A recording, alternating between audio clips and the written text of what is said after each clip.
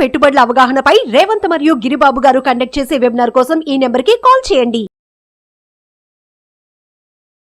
నమస్తే, welcome to Suman TV. నేను Willey Chakradhar. ఇవాళ మనం చూద్దామండి, ఫిక్స్డ్ డిపాజిట్ కంటే కూడా ఎక్కువ అధికంగా రిటర్న్స్ వచ్చే ఆప్షన్స్ ఏమున్నాయి. సో ఇప్పుడు చూడండి, ఎన్సిడి అంటారు. అంటే ఎన్సిడీస్ మనకి నాన్ కన్వర్టబుల్ డిబెంచర్స్ అంటారు దాన్ని. సో నాన్ కన్వర్టబుల్ డిబెంచర్స్ మనకు అధిక లాభం వస్తుందండి. ఎఫ్డి కంటే కూడా కొంచెం ఎక్కువ రిటర్న్ వస్తుంది. సో అవి ఎలా పనిచేస్తాయో మనం చూద్దాం. ఇప్పుడు చూడండి, సాధారణంగా రిజర్వ్ బ్యాంక్ ఆఫ్ ఇండియా దగ్గర బ్యాంక్స్ ఉంటాయి.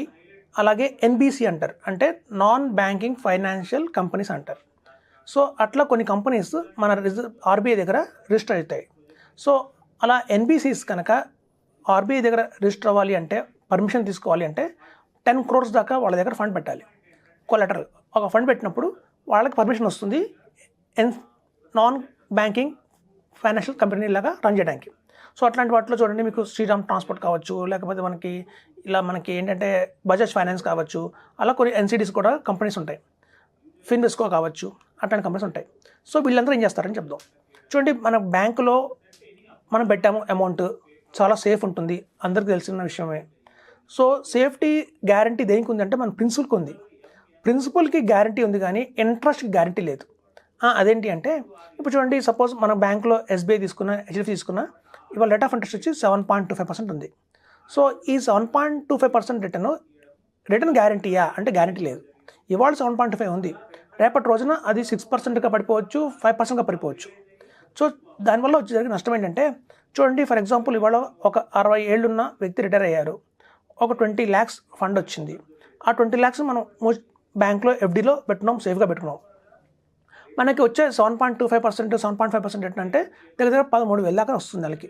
సో ఇవాళ మనకి 60 ఏళ్ళ ఏజ్లో రిటైర్ అయిన తర్వాత లాంగిడిటీ చూస్తే మనకి దగ్గర 85 ఏళ్ళ దాకా లాంగిడిటీ ఉంది. అంటే బ్యాలెన్స్ 25 years దాకా మనకి సర్వైవ్ అవ్వడానికి ఇంట్రెస్ట్ కావాలి. సో నెక్స్ట్ 25 yearsగా కూడా ఈ ఇంట్రెస్ట్ రేట్ ఫిక్స్డ్గా ఉందంటే ఉండదు. ఇంట్రెస్ట్ రేట్ ఫిక్స్డ్గా లేదు, అదొకటి. నెక్స్ట్ పాయింట్ ఏంటంటే, పెద్ద మేజర్ ప్రాబ్లం ఏంటంటే ఎక్స్పెన్సెస్ పెరుగుతున్నాయి. ఇప్పుడు చూడండి, మీరు మార్కెట్కి వెళ్ళండి, ఇవాళ ఏ వెజిటబుల్ తీసుకున్నా కూడా కిలో 70 రూపాయలు తక్కువ ఏది లేదు. మీరు టమాటాలు తీసుకున్నా, లేకపోతే బీరకాయ, వంకాయ, బెండకాయ, దొండకాయ తీసుకున్నా కూడా కిలో 75 రూపీస్కి తక్కువ ఏది దొరకట్లేదు. నెక్స్ట్ 5 yearsలో ప్రతిదీ కిలో 100 రూపాయలు అవ్వచ్చు, 110 రూపాయలు అవ్వచ్చు. గణనీయంగా 10 ఏళ్ళ తర్వాత ఇవి మనం 180, 170 చెప్పినా కూడా ఆశ్చర్యపోక్కర్లేదు. సో ఒక పక్క రేట్ ఆఫ్ ఇంట్రెస్ట్లు బ్యాంకులో పెరగట్లేదు, తగ్గే అవకాశం ఉంది.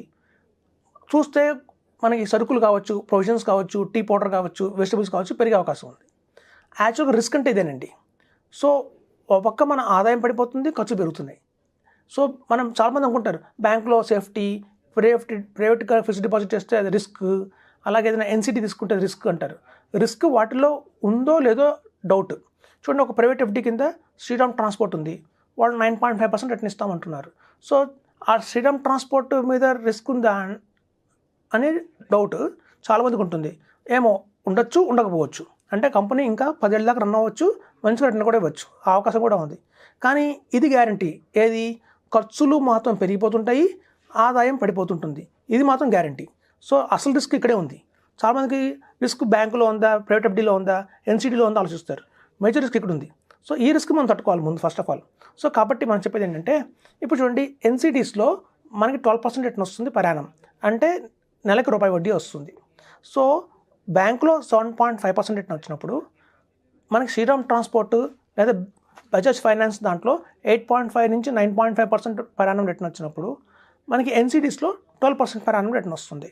సో ఇట్లా కంపేర్ చేసినందువల్ల మనకి ఏమవుతుందంటే, ఈ ఎన్సిడీస్లోనే అత్యధికంగా లాభం వస్తుంది అని మనకు అర్థమైంది.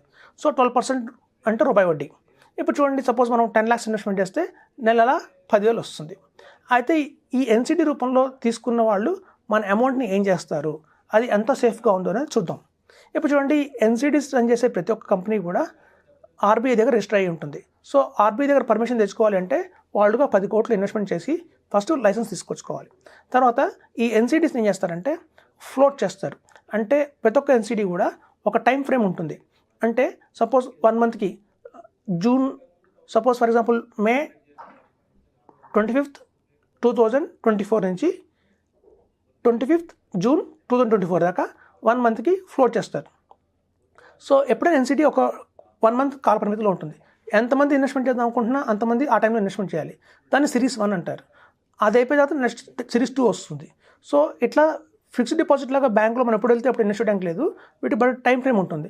ఆ టైం ఫ్రేమ్లో ఎంతమంది ఇన్వెస్టర్స్ అని వస్తే అంత ఇన్వెస్టర్స్ అనమాట. సో కొన్ని ఏమో టైం ఫ్రేమ్తో ఉంటాయి. ఆ టైం ఫ్రేమ్లో ఆ 1 మంత్లో వస్తే 2 కోట్లు రావచ్చు, 5 కోట్లు రావచ్చు, 10 కోట్లు రావచ్చు. అలా ఒక ఎన్సిడీస్ ఉంటాయి. కొన్ని ఎన్సిడీస్ ఎలా ఉంటాయంటే అమౌంట్ బేస్డ్ ఉంటాయి. అంటే ఆ ఎన్సిడీ వచ్చేప్పుడే 5 crores ఎన్సిడీ అంటారు. అంటే ఆ 5 crores వచ్చేంత వరకు ఉంటుంది ఆ ఎన్సిడీ. వస్తే 5 crores వచ్చేసిన తర్వాత క్లోజ్ అయిపోతుంది. తర్వాత నెక్స్ట్ సిరీస్ వస్తుంది. సో ఇట్లా సిరీస్ వైజ్గా వచ్చే ఈ ఎన్సిడీస్ ఏమవుతుందంటే ఫస్ట్ అమౌంట్ అంతా ఫండ్ అంతా కలెక్ట్ అవుతుంది. కలెక్ట్ అయిన తర్వాత క్లోజ్ అయిపోయిన తర్వాత ఆడిట్కి వెళ్తుంది. సో ఆడిటర్స్ అందరూ కూడా కూలంకుషంగా అందులో ఇన్వెస్టర్స్ ఎవరు, వాళ్ళ కేవైసీ అన్నీ ఉన్నాయా లేవా, నామినేషన్ అన్నీ ఉన్నాయా లేవా, ఏదైనా థర్డ్ పార్టీ చెక్ ఇచ్చారా, వాళ్ళ సొంత చెక్ ఇచ్చారా, ప్యాన్ ఇవన్నీ పర్టికులర్గా క్లియర్గా ఉన్నాయా లేవా చూసుకొని మొత్తం ఆ ఎన్సిడీలో కలెక్ట్ చేసిన 5 కోట్లు కూడా డిప్లాయ్ చేయాలి. అంటే లెండింగ్కి ఇవ్వాలి. చూడండి, సాధారణంగా చాలామంది కూడా మనకి వెండర్స్ ఉంటారు, వెజిటబుల్ వెండర్స్ ఉంటారు, లేకపోతే టైలర్స్ ఉంటారు, జనరల్ స్టోర్స్ వాళ్ళు ఉంటారు, చిన్న చిన్న మెడికల్ షాప్ వాళ్ళు ఉంటారు. వీళ్ళందరికీ లోన్స్ కావాలి. సో ప్రతి ఒక్క బిజినెస్ పీపుల్కి టర్నింగ్ కోసం లోన్స్ కావాలి. మనకి చూడండి, చాలామంది ఓళ్ళల్లో ఎలా ఉంటుందంటే 5 రూపాయల వడ్డీ ఉంటుంది. సో అట్లా 5 రూపాయల వడ్డీ కోసం తీసుకునే వాళ్ళందరికీ కూడా ఇది ఒక మంచి ఆప్షన్గా ఉంటుంది. మనం కేవలం 2 రూపీస్కే వాళ్ళకి వడ్డీకి లోన్స్ ఇస్తున్నాం. పెట్టి లోన్స్ అంటారు వీటిని. సో ఇట్లా చూడండి, చిన్న తరహా లోన్లన్నీ కూడా మనం ఇవ్వడం జరుగుతుంది. 1:50 అంటారు.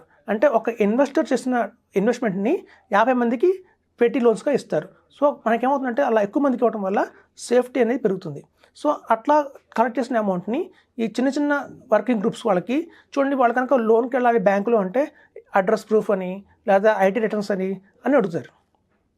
సాధారణంగా ఈ salons, beauty parlours, bangle stores వీళ్ళందరికీ కూడా ఐటీ రిటర్న్స్, పాన్ కార్డు, అలా ఆధార్ కార్డు అలా ఉండవండి. సో అట్లాంటివన్నీ లేని వాళ్ళకి లో ప్రొఫైల్ గ్రూప్లో ఉంటారు. వాళ్ళకి బ్యాంకులోనే లోన్స్ ఇవ్వవు. సో అట్లాంటి కమ్యూనిటీ అందరికీ కూడా వీళ్ళందరూ కూడా మనం లోన్స్ ఇవ్వడం జరుగుతుంది. సో ఇట్లా ఎన్సిడి రూపంలో కలెక్ట్ చేసిన అమౌంట్ అలా చిన్న వాళ్ళందరికీ కూడా వెండర్స్కి కావచ్చు, అలాంటి వాళ్ళందరికీ హోల్సేలర్స్కి కావచ్చు, డైలీ రొటీన్లో కూడా డబ్బులు ఇస్తారు. సో అట్లా 2% వడ్డీకి వీళ్ళు ఇవ్వడం వల్ల కంపెనీకి 2% వస్తుంది. మనకి ఇచ్చేదేమో 1%, కంపెనీ తీసుకునేది 2%. ఆ 2%లో కూడా చాలా టీం ఉంటుందండి. మేనేజ్మెంట్ చేయాలి కదా, మనం డిప్లాయ్ చేయాలి. సో ఎంప్లాయీస్ ఉంటారు. ఎంప్లాయీస్, వాళ్ళ బ్రాంచెస్, ఆ బ్రాంచ్ ఎక్స్పెన్సెస్, చిన్న ప్రాఫిట్. సో ఇవన్నీ కూడా రిమైనింగ్ 1%లో అడ్జస్ట్ అవుతాయి. సో కాబట్టి ఏంటంటేనండి, ఇట్లా మన దగ్గర ఒక 10 లక్షలు ఉన్నాయి అంటే కనుక మనం కనుక బ్యాంకులో పెడితే మనకు వచ్చేది 13,000 అయితే అందులో 6,500 ఎంత వస్తుంది. సో 7,500 అనుకుందాం. సో అట్లా అమౌంట్ వచ్చే బదులు ఇట్లా కొంత భాగం కనుక ఇట్లా 12% వచ్చే దోట్లో మనం ఇన్వెస్ట్మెంట్ చేస్తే అధికంగా మనకి 14,500 నుంచి 15,000 వచ్చేదాకా అవకాశం ఉంది. ఇప్పుడు చూడండి, మనం ఏం చేస్తామంటే మన దగ్గర ఉన్న 10 lakhs కావచ్చు, 20 lakhs కావచ్చు, 25% మాత్రమే ఎన్సిటీలో పెట్టండి. ఆ 25% మాత్రం మనం ఎన్సిటీలో పెట్టినందువల్ల ఇక్కడ అధికంగా రిటర్న్ పెరిగింది. దాని ద్వారా ఓవరాల్గా రిటర్న్ పెరిగింది, ఇంట్రెస్ట్ రేట్ పెరిగింది. సో అట్లా ఇంట్రెస్ట్ రేట్ పెరిగిన వల్ల మీకు ఏంటంటే కొంచెం బ్యాంకులో వచ్చేదానికన్నా ఎక్కువ ఎక్స్ట్రా రిటర్న్ వస్తుంది. దీని మీద కూడా టీడీఎస్ ఉంటుందండి. 10% వాళ్ళు కట్ చేసేస్తారు. మీరు మళ్ళీ రిటర్న్స్ ఫైల్ చేసుకున్నప్పుడు ఆ 10,000 కనుక బ్యాకెట్లో లేకపోతే, ట్యాక్స్ బ్యాకెట్లో లేకపోతే ఆ రిఫండ్ కింద మనం తీసుకోవచ్చు. ఇప్పుడు చూడండి, చాలామందికి ఎన్సిటీస్ మీద అవగాహన వచ్చింది. ఇవి చాలా బెస్ట్గానే అని చెప్పచ్చు. కొంచెం రిస్క్తో కూడుకునే కాబట్టి ఉన్న 20 lakhs పెట్టకండి. మనకు ఎక్కువ లాభం వస్తుంది కదా, ఎక్కువ రిటర్న్ వస్తుంది కదా అని చెప్పి మనం పూర్తిగా కూడా ఎన్సిటీస్ పెట్టడానికి లేదు. అలానే మనం పూర్తిగా దాన్ని అవాయిడ్ చేయడం కూడా లేదు. ఇవాళ ఖర్చులకి కొద్దిపాటి రిస్క్ మనం తీసుకోవాలి. ఎందుకంటే మనం బ్యాలెన్స్ చేయాలి.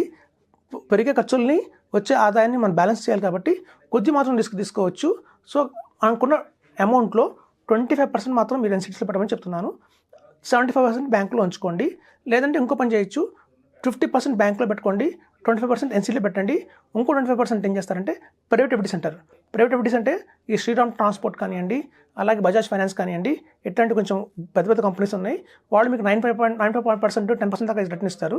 సో అది కూడా మీకు లాభంగా ఉంటుంది. ఇట్లా కనుక స్ప్లిట్ చేసుకుంటే చూడండి, దీని ఏమంటారంటే మనకున్న వనరులు, మనకున్న అమౌంట్ ఏదైతే ఉందో, కార్పస్ ఏదైతే ఉందో దాన్ని చక్కగా కనుక మేనేజ్ చేసుకుంటే అధికంగా రిటర్న్ పొందొచ్చు.